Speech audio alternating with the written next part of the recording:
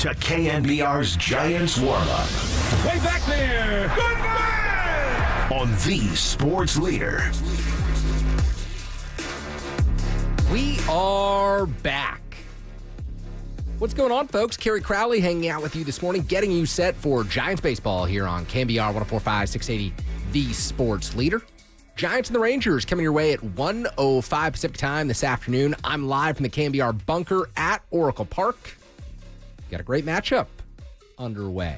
And we've got a great day planned out at Oracle Park this afternoon. 12:20 or so. That's when Giants fans are encouraged to get to their seats at the ballpark this afternoon so that they can honor a player who's built an indelible legacy with the San Francisco Giants, a player who retired in November, the shortstop who redefined what it meant to play the position in San Francisco, Brandon Crawford. He has his day in the sun at Oracle Park. The pitching matchup today, Tyler Mahle goes for the Texas Rangers, 15-11 on the season, are Bruce Bochi's Rangers. The Giants will send left-hander Robbie Ray to the hill. Ray 3-0 with a 4.07 ERA. Giants 17-10 on the season. They've won when Robbie Ray has taken the mound, even if Ray has not been at his best so far this season. We'll get you the lineups. We'll get you some scores around Major League Baseball in a moment. We'll talk about last night's game, a 2-0 loss for the San Francisco Giants, in which they did almost no damage at the plate. 4 hits, not much against Nathan Eovaldi, who was outstanding for Bruce Bochy's Texas Rangers. He can be so good when he is on his game, and the Giants did not have a shot last night. Of course, the controversy in the ninth inning with Jung-Hoo Lee, I'll touch on that in just a moment. But I wanted to kick off today's show talking about a player who's left behind such an incredible legacy in San Francisco with the Giants, and it's only fitting that he's honored by his hometown team today, and that's Brandon Crawford, who not only had 13 seasons with the San Francisco Giants in a major league career that began back during the 2011 season when he hit a grand slam off Sean Markham of the Milwaukee Brewers in his debut, who not only won 2 World Series titles with his hometown team, 4 Gold Glove awards, 3 All-Star appearances. This is someone who, as Buster Posey said back in November, if the Giants are in the memory-making business, this is someone in Brandon Crawford who gave Giants fans oh so many memories. For more than a decade, on a nightly basis, you could count on Crawford in his 35 jersey to patrol the shortstop position and to leave your jaw agape when the ball was hit to a place that you couldn't envision a shortstop getting to, that you couldn't foresee an infielder making a play on. Brandon Crawford almost always made those type of plays. He was so sure-handed at the shortstop position. At times it felt as if he was underrated around Major League Baseball.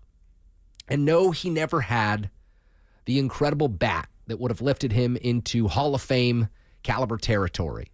But what he did do for the San Francisco Giants at the plate was come up clutch in so many moments. You go back to his grand slam in the debut against Sean Markham. You think about 2014 when the Giants are in the wild card game in Pittsburgh at PNC Park facing Edinson Volquez in a raucous Pittsburgh crowd, and Brandon Crawford silences them with the grand slam out to right field. You think about 2014, the splash hit off of the Colorado Rockies that helped the Giants to a walk-off win. You think about 2021, the 107-win season, all of the memories that Crawford created as he finished 4th in MVP voting. Something that Crawford did back in that 2021 season that I think is so underrated is it was his age 34 season. It's a year where, after about 32, 33 years old, most shortstops are forced to move off the position.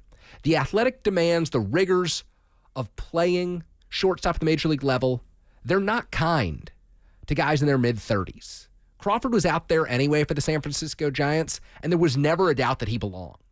In fact, throughout that season, which I chronicled as a beat reporter for the San Jose Mercury News and the Bay Area News Group, I did a lot of research looking for historical comparisons to players who'd shined at shortstop in their mid-30s. And there was a very small group of players who'd done it since the Giants moved west in 1958 from New York. The players who did: Derek Jeter of the New York Yankees, Cal Ripken Jr. of the Baltimore Orioles, and Barry Larkin of the Cincinnati Reds. There is almost no contemporary comparison for Brandon Crawford in the year 2025, considering what he accomplished just 4 years ago at the age of 34 when he played 138 games for the Giants, racked up 6.1 wins above replacement, 144 hits, 24 home runs, 90 runs driven in. He was incredible. A 298 average, an 895 OPS. He was an all-star. He won the Gold Glove. And he finished fourth in National League MVP voting. And you could have made a compelling case, considering the Giants led Major League Baseball in wins, that he deserved to finish even higher. Brandon Crawford redefined what was possible at the shortstop position, and he did it all for his hometown team. This is a Giants franchise that hadn't had a shortstop who compared to Crawford statistically, from a durability standpoint, from a longevity standpoint, since Travis Jackson was playing for the New York Giants during the Great Depression era. Travis Jackson, of course, 1920 to about 1933 with the San Francisco Giants. And I forgive you if you don't know the name. He's a Hall of Famer, but it took the Giants practically a century to find a player who compared at the position. And since this franchise moved west in 1958 from New York, no one has. And in all likelihood, no one ever will, because it is that difficult to maintain that level of longevity at the shortstop position. It's one of the most physically demanding spots in Major League Baseball. It's one that exposes you the minute you begin to lose your quick twitch athletic traits. It's one that if you are not sure-handed, if you are not focused, you will be replaced almost immediately. And for more than a decade, Brandon Crawford showed the Giants what consistency meant at the shortstop position. They tried throughout the Brian Sabean era, throughout the Bobby Evans era, throughout the Farhan Zaidi era, to draft other shortstops. They looked in free agency to see if they could find someone who might complement Crawford. But there was never going to be anyone who could displace a player who became one of the greatest to ever put on the orange and black in San Francisco. And I mean that when I say it. When I think about this franchise, dating back to 1958 when Willie Mays came over from New York, leading the Giants into the city of San Francisco and building those early connections with so many of you out there who've listened to this station for so long. I consider Brandon Crawford one of the top 10 position players to ever put on a San Francisco Giants uniform. Yes, we're talking about a franchise that featured Barry Bonds, that includes Willie McCovey, Will Clark, a borderline Hall of Famer. We're talking about a franchise that has so many outstanding pitchers who've donned the orange and black, in Tim Lincecum and Matt Cain and Madison Bumgarner. But Brandon Crawford's legacy, because of the World Series wins, because of what he meant at the shortstop position, it is up there among the elites. And he is the player who did it for his hometown team. He's the player who grew up watching the San Francisco Giants, attending games at Candlestick Park, dreaming of one day becoming the shortstop for his hometown team. He emulated Royce Clayton at the shortstop position, a name who so many Giants fans could have easily forgotten. But that's who Crawford patterned his game after. A guy who was with San Francisco for a brief period of time, who played strong defense, and who made an impression on young kids around the Bay Area. Think about kids growing up today in San Francisco, around the Bay Area, who followed the San Francisco Giants. For many of them, the next 3, 4, 5 years, they might want to take after Willie Adames at shortstop. They might want to take after Jung-Hoo Lee in center field. They might want to take after Patrick Bailey if they're a catcher, or Logan Webb if they're the ace of their little league staff. But so many players who grew up playing baseball around the Bay Area over the last decade, they wanted to be the next Brandon Crawford. He was the template. He was the player who lived a 1 in a million dream. And in fact, it's probably greater odds than that. Think about all the kids who've grown up around the Bay Area hoping that one day they could play for the San Francisco Giants, hoping that they could win a World Series for their hometown team. It's got to be in the millions. If you think about the last quarter century since the Giants opened up Oracle Park, think about the 3 World Series titles and all the attention on this franchise that was earned in 10 and 12 and 14, and specifically in 12 and 14 when Crawford was manning the shortstop position. There were so many kids who grew up wanting to be the next hometown player. Very few, if any, will even reach the major leagues. Very few, if any, will have the opportunity to play baseball for their San Francisco Giants.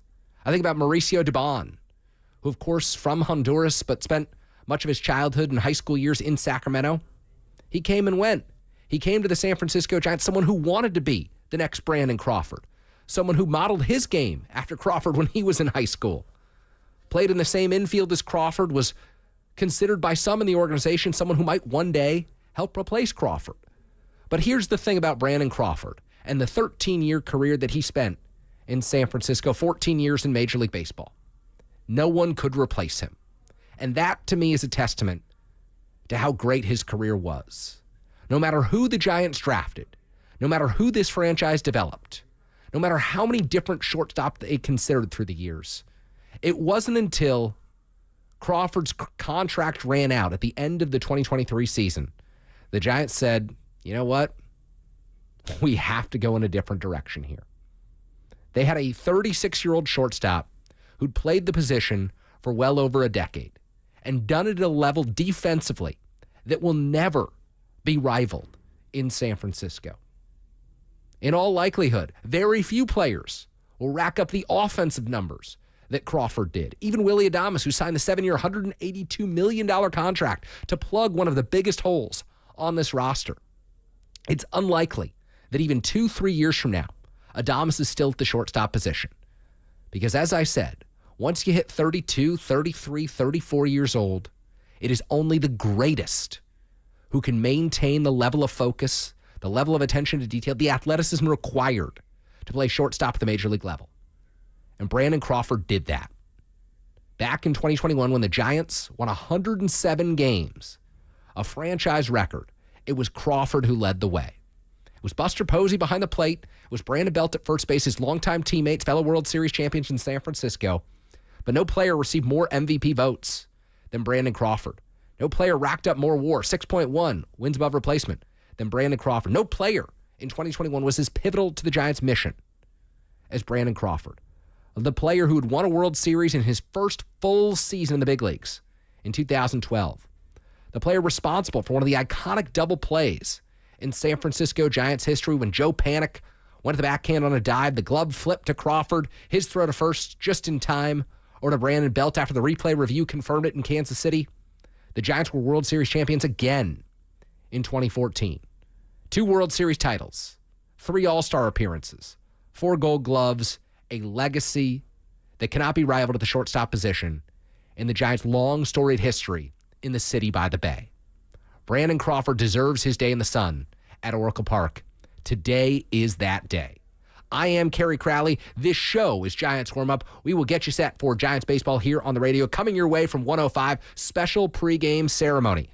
We'll come to you live at around 12:20 today when the Giants bring out Crawford, number 35 in the orange and black, one final time for a big ceremony honoring a player who hung up his cleats back in November. You're listening to KNBR 104.5, 680, the sports leader.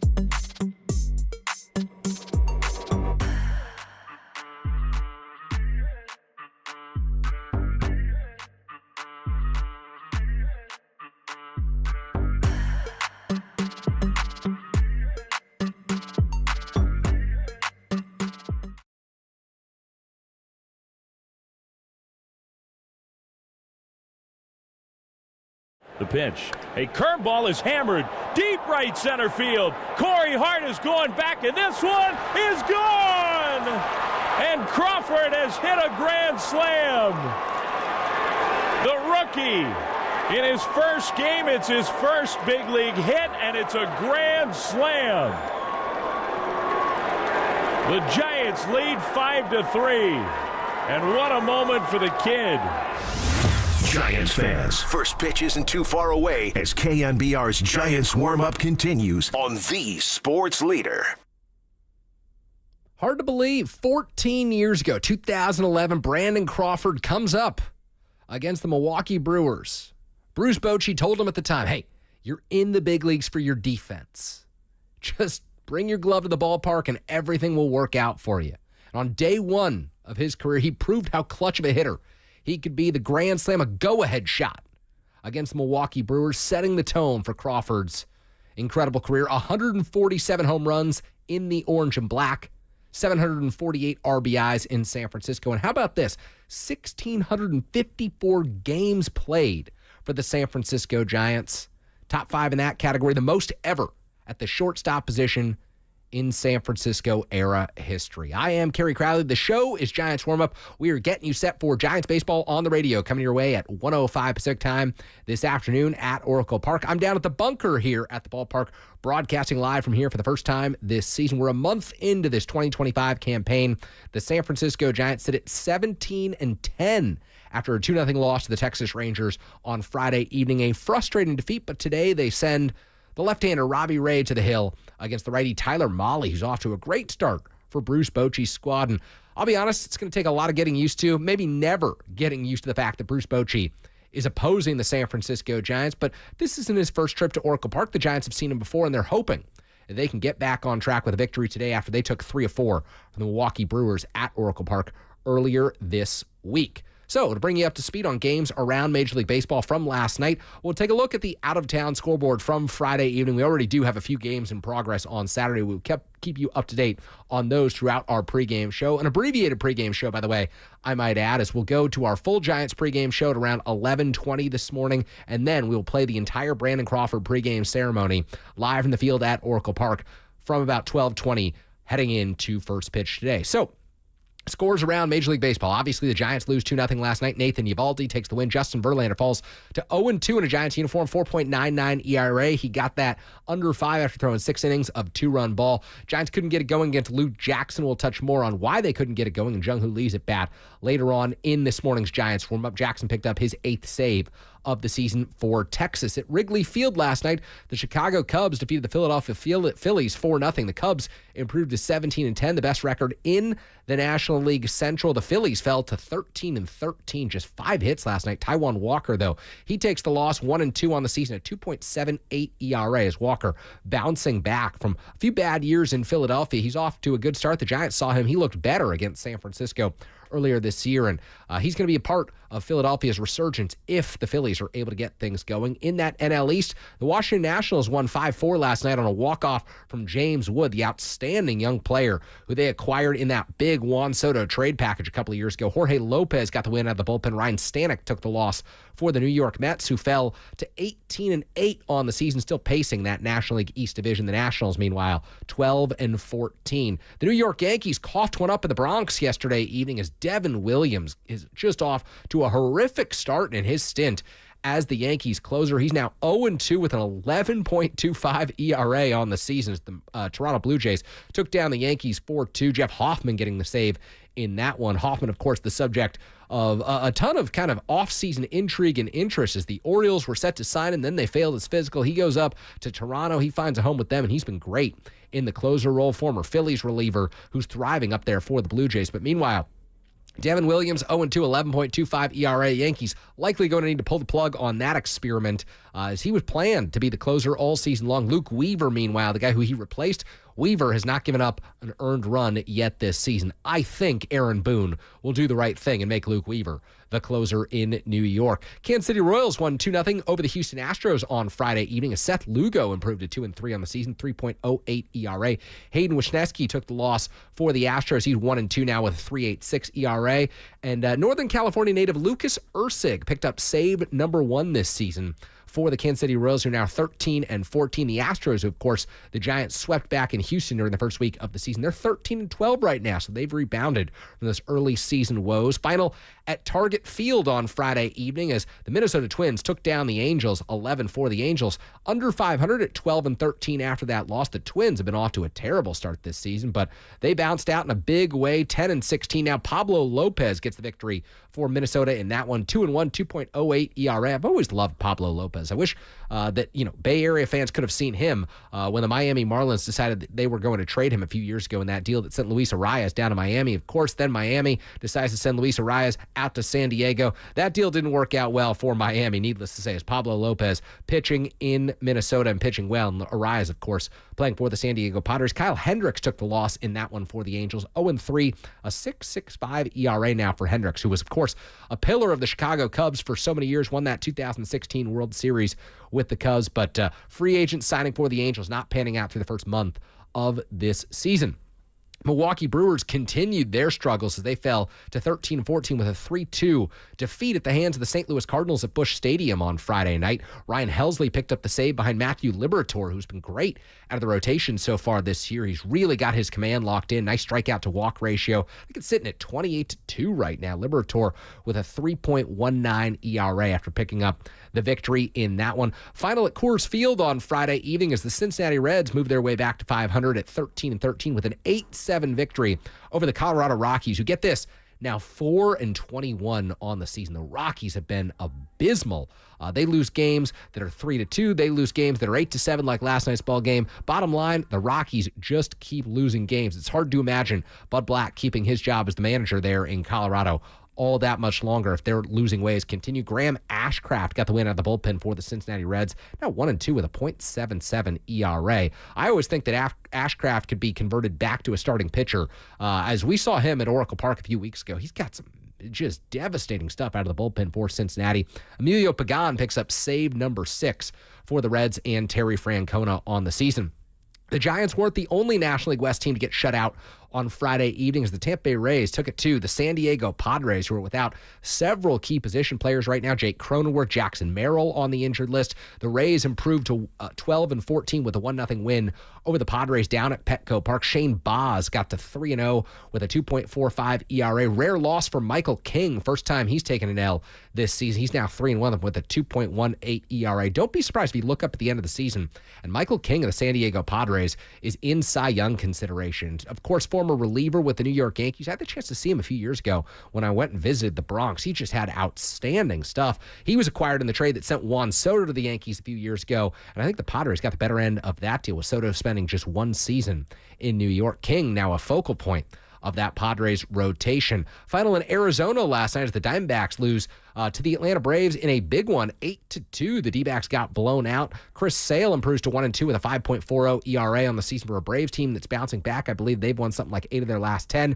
Zach Gallen takes the loss. He just has not been able to get hit going this season for the Arizona Diamondbacks. Always been sharp with his command in the past. Gallen now 1-4 with a 5.57 ERA through the first 1 month of this Major League Baseball season. Miami Marlins won last night over the Seattle Mariners, who've been hot of late. Cal Quantrill gets the win, former Stanford product. 2-2, 7.83 ERA for Quantrill as the Marlins won 8-4 over the Seattle Mariners. Lawrence took the loss in that one, 1.36 ERA for him. Final up in Sacramento as the A's took down the Chicago White Sox last night. Mason Miller picks up his 8th save. 13 wins for the A's, who are sitting at 500 right now. The White Sox 6-20, still not the worst record in Major League Baseball. As we mentioned, the Colorado Rockies sitting at 4-21 right now. Every National League West team lost last night as the Dodgers fell 3-0 to Paul Skeens and the Pittsburgh Pirates. Skeens now 3-2 with a 2.39 ERA. Yoshinobu Yamamoto takes the loss for the Dodgers in that one. He's now 3-2 with a 1.06 ERA. Mentioned Michael King. He could be in Cy Young consideration by the end of this season for the San Diego Padres. I think Yoshinobu Yamamoto could be there if he's able to stay healthy all season long for the Dodgers. I know that he took the L last night, but a 1.06 ERA. He has been absolutely outstanding the first month of this season. A couple of postponements to tell you about as well. The Orioles and the Tigers postponed due to inclement weather in Detroit, and the Red Sox and the Guardians couldn't get their game underway on Friday evening, so they will do a doubleheader today. So will the Orioles and the Tigers, so a couple doubleheaders around Major League Baseball on the way this afternoon. A few scores to tell you about for games that are underway. It's those doubleheaders, the Tigers and the Orioles. Scoreless in the top of the second inning in Detroit. Casey Mize, former number 1 overall pick, selected ahead of Joey Bart with the number 1 overall pick in the 2018 draft for Detroit. He's been good on the young season. He's on the mound. Heston Kjerstad at the plate for the Baltimore Orioles in that one. And then bottom of the first inning in Cleveland, where the Red Sox have jumped out to a 3-0 lead over the Guardians. Three runs on 3 hits so far. Tanner Houck on the mound for Boston in that game. Every other game later on this afternoon, we already do have one postponement. However, as the Yankees and the Blue Jays will not play today. Inclement weather in New York preventing that game from getting underway. So the Blue Jays and the Yankees will go at it. Another AL East doubleheader tomorrow afternoon on Sunday, getaway day in the Bronx. I am Kerry Crowley. The show is Giants Warm-Up. We're getting you set for Giants baseball here on KNBR. When we come back, we'll take a look at the lineup that Giants manager Bob Melvin has put out. I'll take a look at some of the flaws of this Giants lineup that have been exposed over the last week, even though the Giants took 3 of 4 from the Milwaukee Brewers. I do think there's some significant concerns right now looming for the San Francisco Giants. We will tell you about those on the other side. It's Brandon Crawford Day at Oracle Park. Should be a fantastic afternoon as the Giants honor a shortstop who meant so much to this franchise, the hometown kid who lived out a dream in San Francisco. He's coming back to Oracle Park today, and the Giants will celebrate his legacy. You're listening to KNBR 104.5, 680, the sports leader.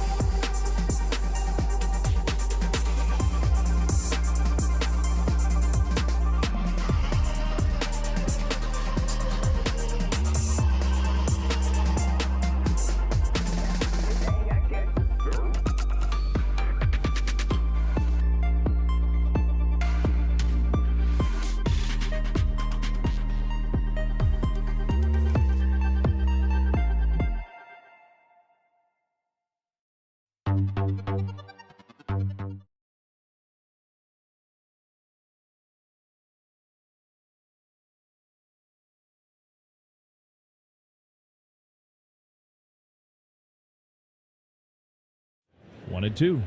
Here's a swing and a liner. Diving stab on one hop. Crawford stands up, throws to first. He got him. What a play.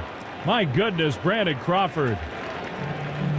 That's his best play of the year, I think, and he's already made some spectacular ones. That was tremendous.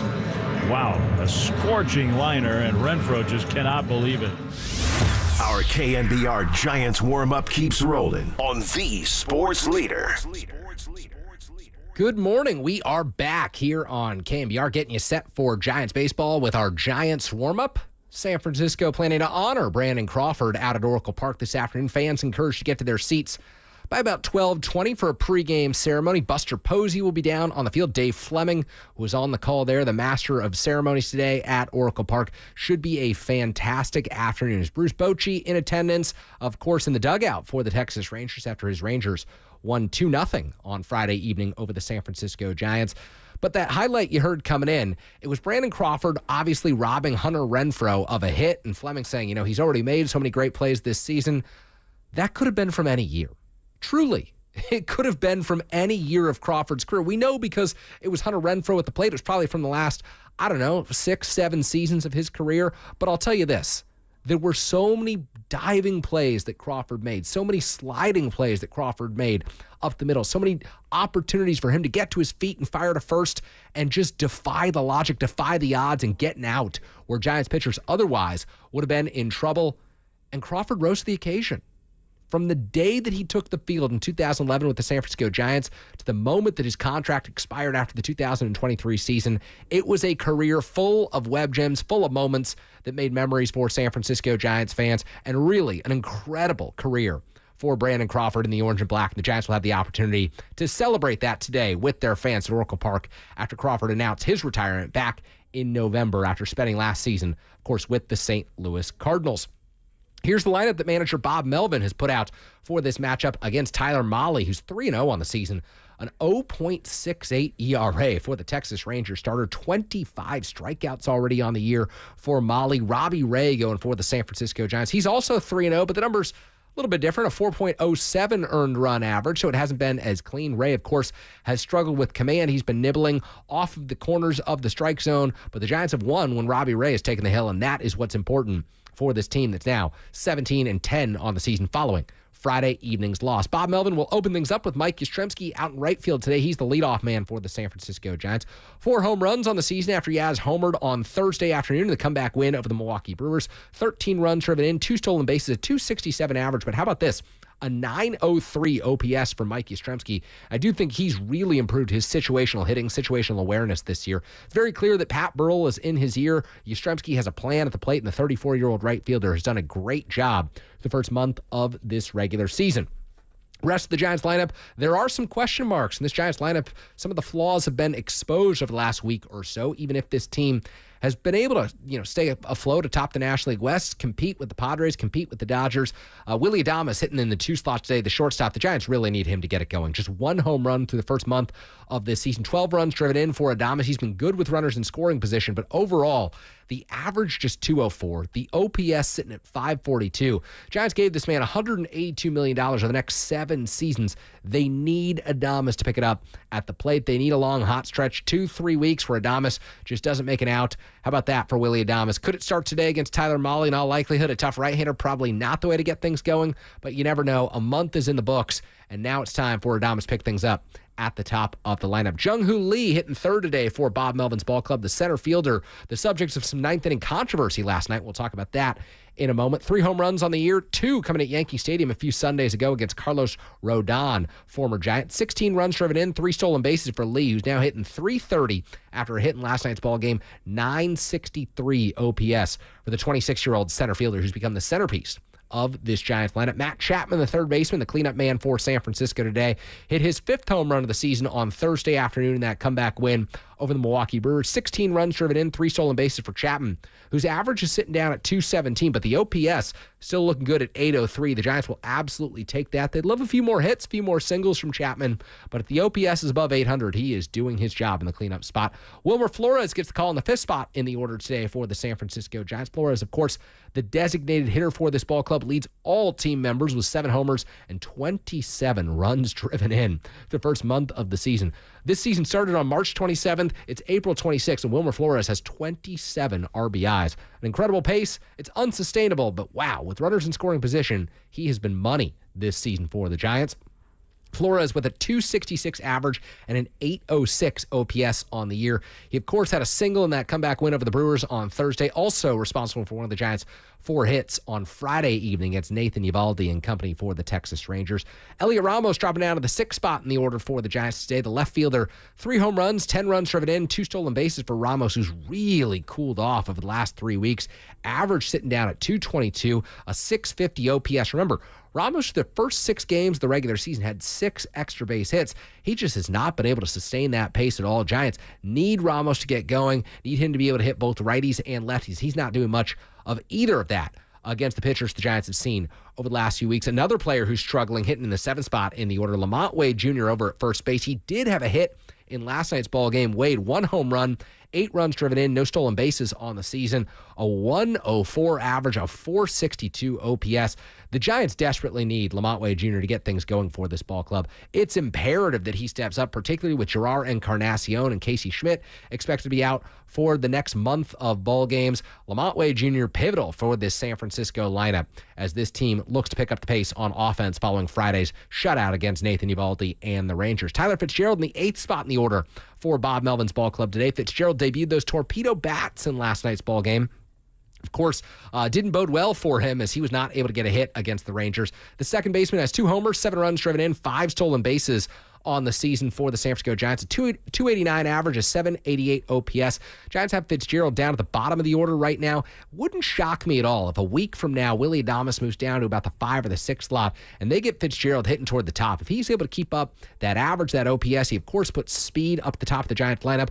I like the idea of Fitzgerald following Yastrzemski and hitting in between Yaz and Jung-Hoo Lee right now. He doesn't make the type of contact that you'd love to see. It's not necessarily consistent, but right now the Giants will take a 289 average and a 788 OPS compared to what Willie Adames has got at a 204 average and a 542 OPS. And then the 9th spot in the order today, Patrick Bailey gets the day off after a really rough evening at the plate on Friday night. Sam Huff will be the catcher today, catching Robbie Ray. 1 home run. He hit it last weekend against the Angels down at the Big A. 2 runs driven in for Sam Huff on the season. 200 average and a 605 OPS, about what you'd expect for a backup catcher. Unfortunately for the Giants, those numbers are better than their starting catcher. Patrick Bailey has been abysmal at the plate so far this season. He has been tremendous defensively for this ball club. There have been a few hiccups, a few errors, but for the most part, Patrick Bailey has been an absolute net positive as a defender. Gold Glove Award winner coming off a fantastic season. He frames up pitches as well as anyone in Major League Baseball. But Sam Huff right now, the better offensive option. And I really do wonder if over the next few weeks, we could see Huff take on more opportunities behind the plate if the Giants might dial back Bailey's playing time ever so slightly. You're still going to see him take the lion's share of the starts. You're still going to see him earn the majority of the opportunities behind home plate. And look, if the Giants have a lead in the 7th, 8th, or 9th inning, there's no question that Patrick Bailey should be at the plate right now, behind the plate, I should say, as the Giants catcher. But there are some bigger picture concerns about what Bailey's offering this team at the plate. And I think that's also true of Elliot Ramos out in left field. I think that's true of Lamont Wade Jr. over at first base. The challenge for the Giants, they don't have a whole lot of depth. This was a roster that was created without much depth down at AAA in Sacramento among position players. It's a group that already has Gerard Encarnacion that opened the season on the 60-day injured list. He was supposed to be a power hitter who could contribute as a designated hitter or a first base type, maybe play a little bit of outfield from time to time. He's obviously not able to do that on the 60-day IL through the first 2 months of the season. Casey Schmidt opened things up as a backup infielder for this club, was learning first base, was expected to contribute against left-handed pitching. He suffered the oblique strain earlier this week, goes on the injured list. So David VR comes up from AAA Sacramento, getting some opportunities against left-handers, and quite frankly, I like VR against left-handed pitchers. I think that he offers the Giants something in that regard, but we know that he's not the everyday player that he once was believed to be coming his way through the Giants farm system. So I think that the Giants over at first base right now with Lamont Wade Jr. and David Villar, it's a platoon that isn't working out as you might expect. Behind the plate, Patrick Bailey giving them almost nothing offensively. Elliot Ramos struggling in left field, and Willie Adames at the shortstop position performing well below league average, one of the worst qualified hitters in Major League Baseball right now. If you're going to pick on one player individually, I think it's got to be Adames. And look, I understand that it takes time to transition to a new ball club. And after signing a huge contract, like Adames did, 7 years, $182 million, a record-setting figure for the Giants franchise, you put a lot of pressure on yourself. Even if you don't want to, it's natural. And Adames feels that on an everyday basis. And I love the fact that Adames is still himself in the dugout. He's not letting the slump that's prolonged at the start of the season impact his overall outlook. He's not letting it get in the way of how he interacts with his teammates. He has been a positive force and a force for good in that Giants clubhouse.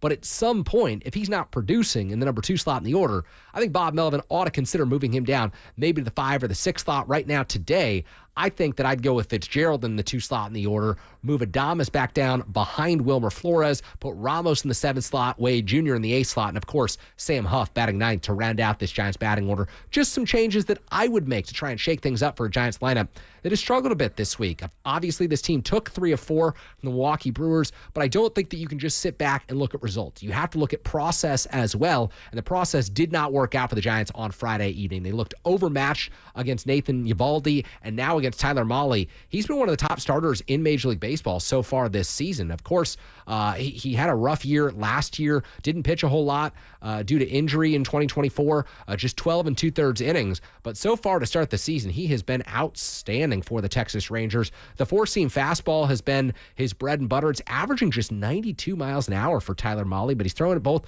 against righties and lefties, and no one's hitting it. Opponents have a .73 batting average against that pitch, a 146 slugging percentage against that pitch. And the bad news for the Giants, it's not as if Mahle has a secondary offering that's all that easy to contain either. The split finger for Tyler Mahle has been just as good as the fastball to date. It's got a 156 batting average against, a 188 slugging percentage against so far this season. Mahle has only given up 1 extra base hit on the split finger. He throws his slider a little bit, 10% of the time. He throws his cutter 10% of the time. But quite honestly, it's the 4-seamer, it's the splitter. It's kind of reminiscent of Kevin Gossman. He doesn't have the premium velocity. Nevertheless, Mahle has been outstanding to start the season. The Giants must solve him today if they're going to have an opportunity to win on the day that they honor Brandon Crawford. So, when we come back, we're getting you set for the Crawford pregame ceremony, abbreviated version of Giants warm-up here on KNBR this morning as we're going just until about 11:25 or so. Then we'll do our full Giants pregame with all the bells and whistles. Of course, you'll hear the manager show with Bob Melvin. You will hear this date in Giants history. You'll hear everything that we've got, including our diamond notes. But then, because we're doing that early today, it will enable you to hear the entire Brandon Crawford ceremony. The Giants anticipate we get around 12:20, 12:25 down on the field at Oracle Park. Should be a great day. Dave Fleming serving as the master of ceremonies. Buster Posey, of course, will be out there. Anticipation is that Hunter Pence, Giants broadcaster, of course, one of Crawford's longtime teammates, beloved by San Francisco Giants fans, he will also be out there. So, should be a good, strong number of Crawford's former teammates. And of course, Bruce Bochi in the opposing dugout for the Texas Rangers today. It's one of the main reasons why the Giants chose Saturday, April 26th to celebrate a shortstop with a legacy that can't be compared among other players at that position in the San Francisco era history of this franchise. When we come back, Brandon Crawford appeared on Murph and Marcus on Friday morning. We will play some of those cuts for you. John Shea, the San Francisco Standard, also wrote a tremendous story looking back at Crawford's career. He spoke with Brandon Crawford exclusively about what Crawford felt about his Major League career and the opportunity to live out a childhood dream. Bay Area kid who played for the San Francisco Giants. His story comes full circle at Oracle Park this afternoon. I am Kerry Crowley. You're listening to Giants Warm Up here on KNBR 104.5 680, the Sports Leader.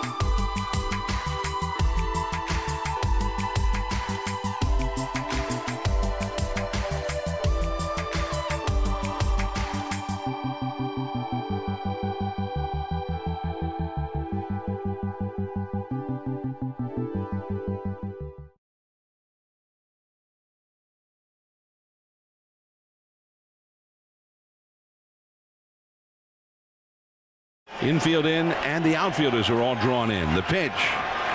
Swing of the line drive, base hit to center field, and this game is over. Brandon Belt crosses the plate, and Brandon Crawford with the walk-off hit. The Giants beat the Padres 3-2. Welcome back to our KNBR Giants warm-up on the Sports Leader. I was a sound you grew accustomed to hearing for more than a decade in San Francisco. Brandon Crawford driving in Brandon Belt driving in Brandon Crawford. The Giants winning because of their homegrown core. Buster Posey, of course, the centerpiece of all of that, and now the centerpiece of the San Francisco Giants organization as the president of baseball operations. He will be out on the field this afternoon helping the Giants honor Brandon Crawford after he retired from Major League Baseball in November. An incredible career in San Francisco with the Giants. We opened up the show talking about how Crawford lived every local kid's dream, playing for the hometown team in San Francisco, winning 2 World Series titles, 3 All-Star appearances, 4 Gold Gloves, a legacy at the shortstop position that, at least in the San Francisco era and perhaps in the long history of the San Francisco Giants, dating back to 1883 with the New York Gothams, couldn't be matched. And who knows how long the Giants will go without having a shortstop who can really play defense the way that Crawford did, who can come up in clutch moments the way that Crawford did, who can be a catalyst for a World Series title team the way that Brandon Crawford was. I am Kerry Crowley. We're back here on our Giants warm-up show, getting you set for Giants baseball. First pitch today between the San Francisco Giants and the Texas Rangers coming your way at 1:05 p.m. Pacific time. Robbie Ray, the big left-hander, will throw it for the Giants. He's 3-0 on the season. ERA above 4.0, and he'll have perhaps his toughest challenge yet, opposed by Tyler Mahle, 3-0 on the season, an ERA under 1 for Bruce Bochy's ball club. We'll give you the Rangers lineup momentarily and see what Bochi has put out for you. But Brandon Crawford spent some time on Murph and Marcus on Friday morning. We are always appreciative when Giants alumni do so. Stop by KNBR, appear, and we appreciate Crawford for his time. He said some interesting things, and so we've cut up some of that great sound, and I do want to play some of that for you. Kind of first off here, we'll have Raph on the board today. He's doing just such a great job behind the scenes. How about this, Raph? We'll go with Brandon Crawford when asked about what it means to have his own day out at Oracle Park, a kid who grew up coming to Candlestick Park to watch the San Francisco Giants. This is what the shortstop said about having his own day to be celebrated at Oracle Park. I mean, it's really special. Yeah, I mean, just to be back and have a day with my family, but also just in front of Giants fans again. You know, to be back there in front of that crowd that was, you know, so good to me for so many years, and be able to also kind of just say thank you to them, but also to a lot of guys that made my whole career possible. I think you'll see a lot of number 35 jerseys in the crowd today at Oracle Park. There was a sellout crowd on Friday evening at Oracle Park. Attendance has been up so far this season, and I would anticipate with the Giants honoring Brandon Crawford today, you will see a ton of fans getting here early. Pre-game ceremony expected to start around 12:20. I was walking to the ballpark. I'm doing today's show from the bunker down below the field right now. I guess not below the field, but next to the field right now in our KNBR studio inside of Oracle Park. But around 9 a.m. is when I got to the ballpark, and I saw fans already lining up, getting set for the promotional giveaway today, a Brandon Crawford t-shirt. It's a really good giveaway. And I'm not a fan of most giveaways at Major League ballparks. I spent a lot of time on here railing about the Star Wars giveaways and kind of the crazy stuff that teams do. Today's giveaway, a really good one. So not surprised that fans already lining up outside of Oracle Park eager to get their hands on that Crawford t-shirt. But one of the things the Giants wanted to do was honor Crawford this season. They chose today's date specifically, Saturday, April 26th, because they knew that Bruce Bochi would be in town. And there's obviously the long connection between Bochi and Brandon Crawford. And I think that Crawford understood the importance of having Bochi here today to celebrate his career. So here's what he said when Murph Marcus asked him about the old skipper being in town to watch today's ceremony. It's definitely a date that we marked early on as when Jalen and I were looking at this year's schedule when it was mentioned about having a day like this. That was an easy one for us to look at and be like, Boch will be here on this weekend, so it'd be pretty cool to have him there. Definitely looking forward to seeing him. Certainly looking forward to seeing Bruce Bochi today, who I would imagine will be out on the field at some point during today's ceremony. We'll take some time, step away from the Texas Rangers, and prepare the Giants to get out there. Dave Fleming just walked by. He will be the master of ceremonies this morning. I just got a text on the text line here, 415, saying, "You're not a fan of giveaways? Why would anyone else go to a game?" I think there's plenty of compelling reasons to go to a game. I will say, the giveaway today with Brandon Crawford, the T-shirts, those will be a hit among Giants fans. But back to the relationship between Brandon Crawford and Bruce Bochi. I think that this is so important when you think about how players succeed in modern baseball. Very often, a guy will come up to the big leagues before he's probably ready to face big league pitching. And I think that this was true in the case of Brandon Crawford. When the Giants brought him up in 2011, he was a glove-first shortstop out of UCLA, a fourth-round draft pick just a few years earlier. The Giants just didn't have anyone at the position following Edgar Renteria in 2010 who could really play an adequate shortstop and who could give them anything in the lineup. So they said, you know what, let's dig into the farm system. Let's go with the kid who's tearing it up defensively. We will just put him at the bottom of the lineup ahead of the pitcher. That's back when pitchers still hit in the National League, and we'll count on him to be a net positive on the defensive side of the ball for the San Francisco Giants. No matter what, no matter how bad the average suffers, no matter how many strikeouts he takes, he's going to be in the lineup every single day. Bruce Bochi was committed to putting Brandon Crawford in the lineup, and it instilled confidence in Crawford for a long time. And it really, I think, built him up as a hitter. I'm not sure that Crawford ever would have become the great clutch hitter that he was for the San Francisco Giants if not for the confidence that he had back in 2011, 2012, when he was struggling at the plate, that he knew that the very next day he would be out there for the San Francisco Giants. He wasn't in jeopardy of losing his roster spot. He wasn't in jeopardy of being in a platoon and being supplanted on this Giants roster. Bruce Bochi instilled confidence in him, and Brandon Crawford said to Murph and Marcus that he is oh so grateful for that early in his career. Well, it was like my day-to-day, getting information from him or, getting feedback from him. Boch was, sometimes you wouldn't talk to Boch or have a conversation with Boch necessarily for, a homestand. but then you write your name in the lineup every day, so you're like, he has faith in me to, continue going back out there, even if, I wasn't hitting or something like that. He would continue to throw me in there, and I think that's really all that. That was more than words, I feel like, to me, just showing that him and the organization had faith in to write my name in the lineup day in and day out. And to underscore this point, 2011 as a rookie, Brandon Crawford appeared in 66 games. His batting average was a paltry .204, which, hey, the Giants might take at the shortstop position today, considering Willie Adames is under 200 right now. OPS .584. It's 33% worse than league average. But he finished with a positive wins above replacement in 2011, which was a testament to the value that Crawford provided on the defensive side of the ball. Just 10 extra base hits as a rookie. One of them, of course, the grand slam that he hit in that Major League debut against Sean Mark and the Brewers that led the Giants to a comeback win. Giants were trailing 3-1 at that time. His grand slam put him ahead 5-3. And you think about the next season, 2012. Crawford wasn't significantly improved at the plate. 143 games, but a batting average of .248, an OPS of .653, which was 14% worse than league average. But yet, he was 2.4 wins above replacement. More valuable than the average Major League shortstop because the defense was so good. The Giants understood that having Crawford on the field every day made them a better team. And so regardless whether the Giants were facing a right-hander or a left-hander, Bruce Bochi wasn't going to platoon. For Brian Sabian, the general manager at the time, that wasn't an option. They wanted the young shortstop to get the reps he needed to succeed, to give the pitching staff the confidence that if the ball would be hit to the left side of the infield, their shortstop would go and get it. And there were errors early in his career. There were mistakes. There were flubs. But by putting him out there, by instilling confidence early in Crawford's career, the Giants got the best version of Crawford in his prime. The Giants saw versions of Crawford in 2015 when he was an all-star, 2016 when he finished 12th in MVP voting, 2021 when he finished 4th in MVP voting. That if you stick with the guy and you believe in the talent long-term, it will pay dividends for you.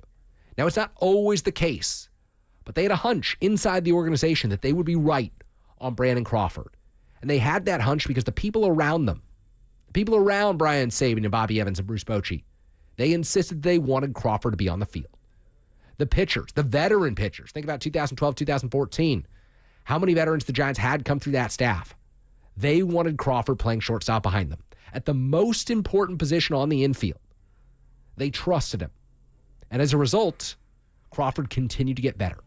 This is someone who made continued improvements throughout his career and became the Gold Glove caliber shortstop in 2015. The Giants bet on early in his career, became the Silver Slugger winner in 2015. The Giants bet on early in his career and became a mainstay for this franchise because he was given the opportunity early on and he ran with it.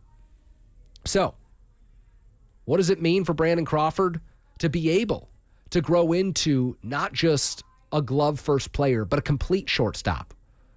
How about that process for him? Was his bat underrated? Raph, let's go to cut E here, where he was asked that question by Murph and Marcus. We focus on the glove. We focus on the memories that he made in the field at the shortstop position. But we forget that Brandon Crawford came through time and time again in clutch situations. And here's what he said about the question about the bat being underrated in his career.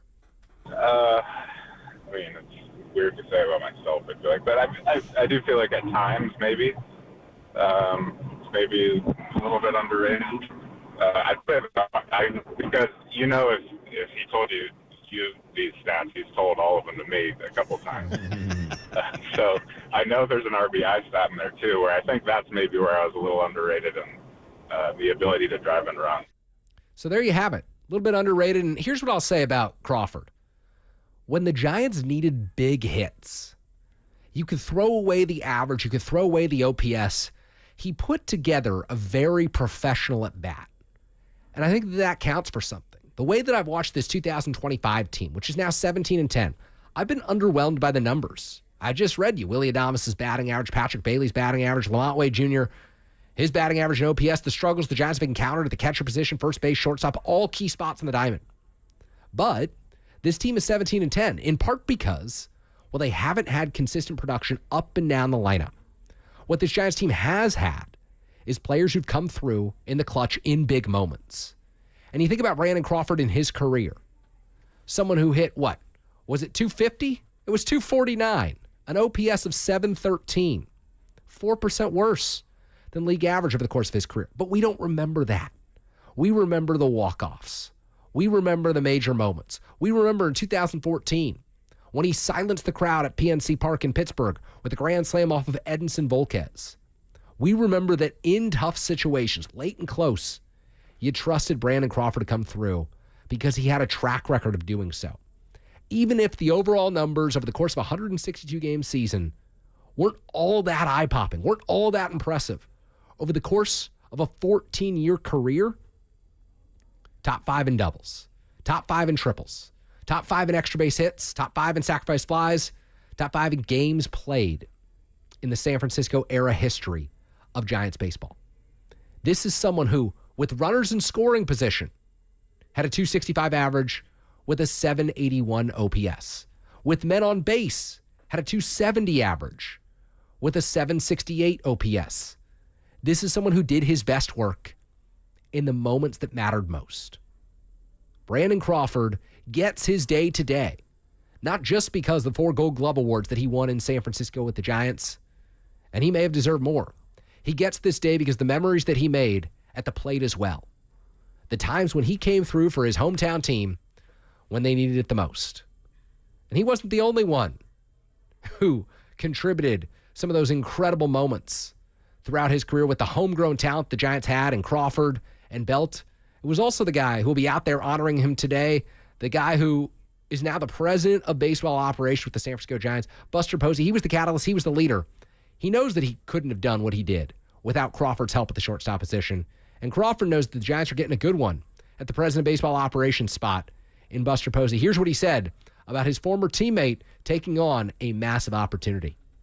I'm not surprised at all because I feel like everything Buster does, he goes all in on it and is as competitive as anybody out there. So, he wants to win, and I feel like the guy is just knowing, how bad he wants to win and who he is as a person. I feel like that just helps the clubhouse vibe, knowing the goals and, not obviously it is nice for guys to know that they're not going to be going up and down all year long. Like you said, one roster move. I didn't even know that. So yeah, I mean, I'm impressed but not surprised by what Buster's been doing so far. Impressed but not surprised kind of sums up the first 27 games of the Buster Posey era. I think there's some surprise for those of us who looked at this roster, saw that the changes weren't all that significant from last year, who know that the Giants actually have struggled in the rotation and guys at the plate could be better, and yet they found a way. And I think that's emblematic of Posey and Brandon Crawford. Could there have been moments when they performed better in their careers? Maybe, but they always found a way. Could there have been seasons where the overall numbers looked better? Maybe, but they always found a way. They often sacrificed for the better of the team, and the Giants, as a team, with Buster Posey and Brandon Crawford together, won a heck of a lot of games, and together, 2 World Series titles, 2012 and 2014, and Crawford was instrumental in that, and that is one of the reasons the Giants are honoring him today out at Oracle Park. Ceremony will begin in about 75 minutes. From now, we will continue our Giants pregame show, Giants warm-up on the other side, before we get into the big pregame shows that we can carry this entire ceremony live for you here on KNBR 104.5, 680, the sports leader.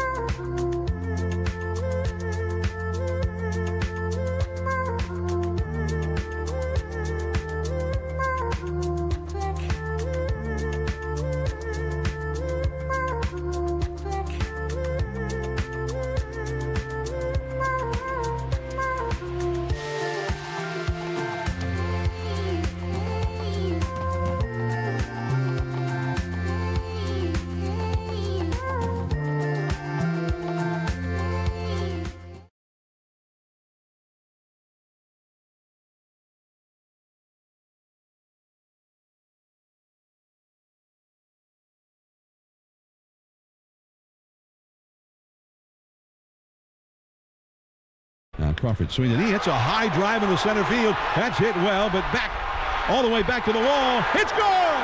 A home run! Thomas went back and stopped as if he were going to catch it.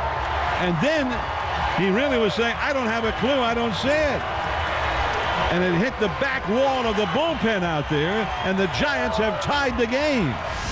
We're getting you in the mood for a crazy crab sandwich, some garlic fries, a cha-cha bowl, and some orange and black baseball. KNBR's Giants warm-up keeps rolling on the sports leader. What a career Brandon Crawford had in the orange and black, and the Giants will celebrate him today. KNBR social media team showing a video right now of the line around Oracle Park wrapped around. Long lines to get in the ballpark. Everyone excited to honor Brandon Crawford today. Ceremony coming your way in just over an hour. We will air the entire ceremony here on KNBR. Buster Posey expected to be down on the field. Dave Fleming, the master of ceremonies today. You'll hear from Crawford. Posey joked earlier this week when his appearance on Murph and Marcus on Thursday morning, the Giants will have to turn up the volume on the microphone for Crawford, a notoriously soft speaker, but you have to imagine that he's prepared his lines and that today's ceremony will mean so much to the local kid who ended up wearing a Giants uniform for 13 years, went to games as a kid out at Candlestick Park, and then ultimately wore the orange and black, winning 2 World Series titles, 3 All-Star appearances, 4 Gold Glove awards, a career at the shortstop position in San Francisco that quite simply can't be matched. I mean, you want to find someone who ever wore a Giants jersey and played the shortstop position and put up the type of numbers that Crawford did. You have to go all the way back to about the 1920s, Great Depression era Travis Jackson. Forgive me for not being brushed up on Travis Jackson's stats, but he was a New York Giant, and he was a shortstop, and he's in baseball's Hall of Fame. So have to imagine that that Travis Jackson is the only reasonable comparison to Brandon Crawford. And I think that the game's a little different in the years that Crawford played than it was when Jackson played. So Bruce Bochi, Crawford's old manager, has put out his lineup for the Texas Rangers. And speaking of former Giants, Kevin Pillar leading things off for the Texas Rangers today, playing center field, which he patrolled at Oracle Park way back when during the 2019 season, Bruce Bochy's final year in San Francisco with the Giants. Pillar hitting .308 on the young season, but just a .693 OPS, so a lot of singles so far for the veteran center fielder. The top prospect in the Rangers organization, Wyatt Langford, who's no longer a prospect now. He's coming to his own. 6 home runs this season, 9 runs driven in, batting .350 with a 1.129 OPS. He's out in left field today for the Rangers. He's one to watch. Tormented the Giants a little bit on Friday evening, and he will be great all season long for Bruce Bochy's ball club. Josh Jung over at third base. He is the third hitter today for the Texas Rangers. 2 homers, 7 runs driven in, a .258 average, and a .724 OPS for the former first-round draft pick of the Rangers. Jake Berger over at first base today. Good name, Jake Berger, all-name team. He's the cleanup man for Bochy's squad. 3 homers, 9 runs driven in, a .175 average, and a .539 OPS for the struggling first baseman. Marcus Semien, Oakland native. He's out there in the 5th spot in the order playing second base for Bochy's ball club. 2 homers, 10 runs driven in, a .141 average, and a .431 OPS for the struggling Semien, who's really had a challenge getting it going this season. Jonah Heim, former A's catcher, switch hitting catcher, he will do the honors behind the plate today, and he'll bat 6th for the Rangers. 4 homers, 8 runs driven in, 2 stolen bases, .246 average, and a .786 OPS for Heim. Kyle Higashioka, the DH, former Yankees hitter. He is the DH today, no longer catching tonight for the Rangers. 1 homer, 5 runs driven in, a .261 average, and a .683 OPS for Texas on the season. You got Smith out in right field, left-handed hitter. 2 homers, 4 runs driven in, 3 stolen bases. He's got speed, .328 average, and a .918 OPS. And then, speaking of old friends, how about Nick Ahmed, part of the solution to try and replace Brandon Crawford last season, the failed solution for the Texas Rangers. He's in the 9th spot in the order for Bochy's ball club. Ahmed 0 for 2 on the season, still looking for his first hit. Of course, did do some damage last season after the Giants let him go. He made his tour around the National League West, appearing for the Dodgers, for the Padres. Only thing that he's got left to do in his career to meet and equal Matt Herges and Steve Finley is appear for the Colorado Rockies. Of course, Ahmed has played for the Diamondbacks. That's where he started his career, went Gold Glove for Gold Glove with Brandon Crawford during their respective primes. Then he joined the Giants as a non-roster invitee during spring training in 2024, ended up making the ball club after Marco Luciano struggled miserably during spring training, was not up to the competition at the shortstop position. Giants ended up designating him for assignment. He spent some time with the Dodgers. I believe one of the big home runs he hit against the Giants last year was off of Tyler Rogers, and then some time with the Padres later on in the season. So now it's just the Colorado Rockies when he played for 4 of the 5 National League West teams. Ahmed making his tour around Major League Baseball right now. And of course, the Rockies, a young team at 4-21, probably not interested in some veteran help at some point. And Ahmed probably interested in making a run of it with the Rangers this season. One more time, looking at the lineup for your San Francisco Giants today. Bob Melvin put this out earlier this morning. There's already been one change. John Shea of the San Francisco Standard put this out on Twitter this morning. Shea wrote a great piece, by the way, on Buster Posey, Bruce Bochi, and their collision course for a reunion in Cooperstown, potentially for 2027. The Giants have replaced Tyler Fitzgerald in the order. Christian Koss will make the start at second base. No word yet on why Fitzgerald was scratched by the San Francisco Giants. But Mike Yastrzemski will lead things off. He's the right fielder today for Melvin's ball club.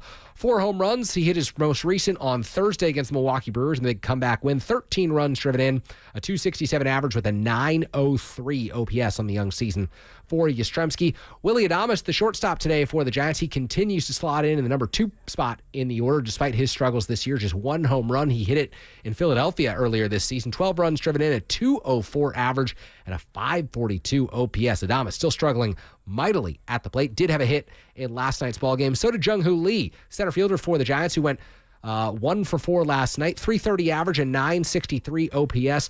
Lee hitting in the 3rd spot in the order today with, of course, 3 home runs and 16 driven in so far this year. Matt Chapman, the cleanup man for Bob Melvin's ball club, 5 homers, hit 1 on Thursday in that big comeback against the Brewers. 16 runs driven in, 3 stolen bases for Chapman.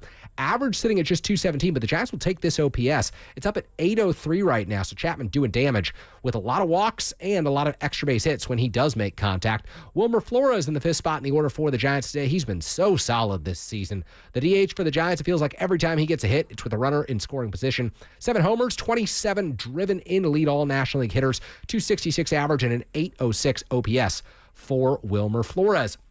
Here's a look at the bottom of the Giants order put out by Bob Melvin today. It's Elliot Ramos in the 6th spot today in left field. He's really cooled off since the first half of the season. Ramos, 3 homers, 10 runs driven in, a .222 average, and just a .650 OPS. Tough look so far for Ramos. He's hoping to get things going, especially against left-handed pitchers, but he got a tough assignment in Tyler Mahle today, the right-hander. Speaking of struggling hitters, Lamont Wade Jr. in the 7th spot in the order. He did get a hit last night. Well, one of the few for him this season. The average at 104, the OPS at 462.